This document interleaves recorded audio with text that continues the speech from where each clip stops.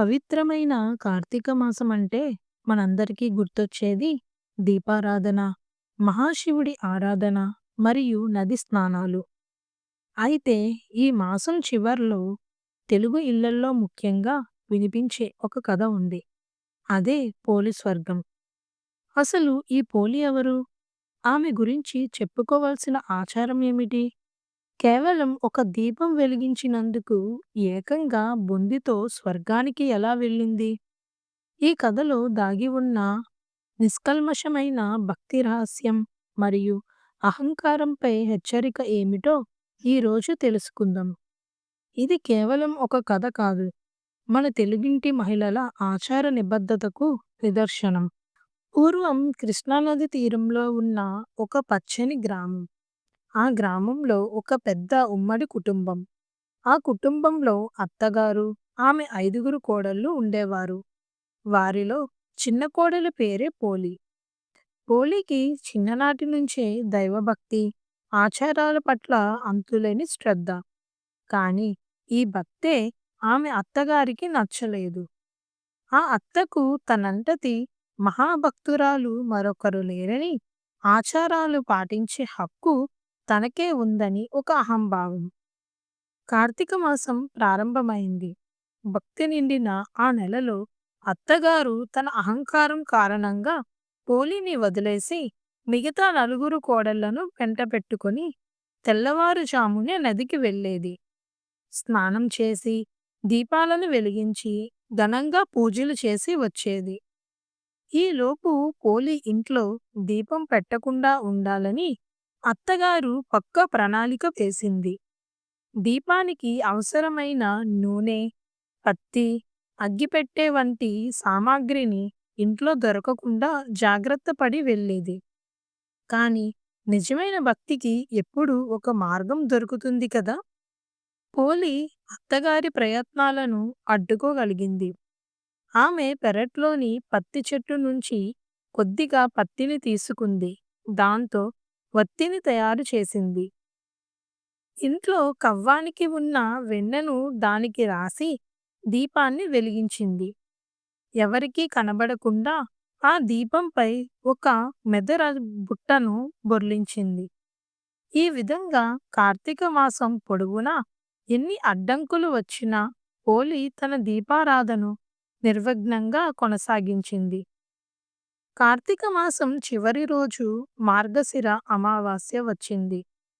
అత్తగారు ఎప్పటిలాగే నది స్నానం, దీపాలు వదలడానికి బయలుదేరింది. వెళ్తూ వెళ్తూ పోలికి ఆ రోజు కూడా దీపం వెలిగించే తీరిక లేకుండా బోలెడన్ని ఇంటి పనులను అప్పగించింది. పోలి చిరునవ్వుతో పనులన్నీ చకచకా పూర్తి చేసింది. ఎప్పటిలాగే పత్తి, వెన్నతో దీపాన్ని వెలిగించింది. నిజాయితీగా, నిష్కల్మషంగా, ఎటువంటి ఆడంబరం లేకుండా ధర్మాచరణ చేసిన పోలి శ్రద్ధను దేవదూతలు చూశారు. వెంటనే ఆమెను బొందితో స్వర్గానికి తీసుకువెళ్ళడానికి పుష్పక విమానం భూమిపైకి దిగి వచ్చింది. అప్పుడే నది నుంచి ఇంటికి చేరుకున్న అత్తగారు, మిగతా కోడళ్ళు ఆ దివ్యమైన విమానాన్ని చూసి ఆశ్చర్యపోయారు. అది తమ గొప్ప భక్తికి ప్రతిఫలంగా తమ కోసమే వచ్చిందని మురిసిపోయారు. కానీ ఆ విమానంలో పోలి కూర్చుని ఉండటం చూసి వారు నిర్ఘాంతపోయారు. ఎలాగైనా తాము కూడా స్వర్గానికి వెళ్ళాలని ఆత్రంతో వారు పోలి కాళ్ళు పట్టుకొని విమానంలోకి లాగే ప్రయత్నం చేశారు. కానీ దేవదూతలు వారి ప్రయత్నాలను ఆపారు.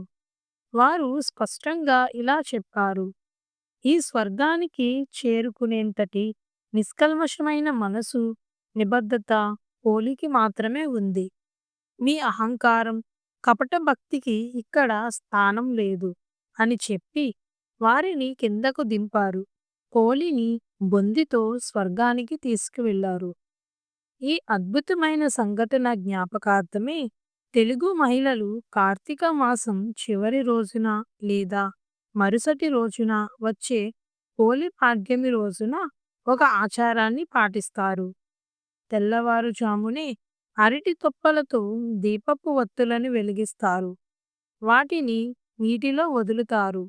ఈ విధంగా 30 ఒత్తులతో దీపాలు వెలిగిస్తే కార్తీక మాసం అంతా దీపారాధన చేసిన పుణ్యం లభిస్తుందని నమ్మకం. హోలీని శ్రీ మహాలక్ష్మి రూపంగా భావిస్తారు. కాబట్టి దీపాలను అమావాస్య రోజు కాకుండా మరుసటి రోజు పాడ్యమి నాడు ఎక్కువగా వెలిగిస్తారు. భగవంతుడిని కొలవడానికి కావలసింది ఖరీదైన సామాగ్రి కాదు, నిష్కల్మషమైన మనసు మాత్రమే. అహంకారంతో చేసే పూజలు నిష్ప్రయోజనం. అనుకువతో చేసే చిన్న క్రియ కూడా గొప్ప ఫలితాన్నిస్తుంది. ఆచారాన్ని పాటించాలన్న మనసు ఉంటే దానికి మార్గం దానంతట అదే దొరుకుతుంది. ఈ కార్తీకంలో మీ దీపారాధనను హోలీని స్ఫూర్తిగా తీసుకొని అహంకారం లేకుండా మనస్ఫూర్తిగా నిర్వహించండి. మీ ఇంట్లో కూడా సుఖ సంతోషాలు, అత్తాకోడళ్ళ మధ్య సఖ్యత నిండాలని కోరుకుంటూ, మీరు ఈ పోలీస్ వర్గం కథ గురించి మీ అభిప్రాయాలను కింద కమెంట్స్‌లో తెలియజేయండి. ఈ కథను మీ మిత్రులకు కూడా షేర్ చేయండి.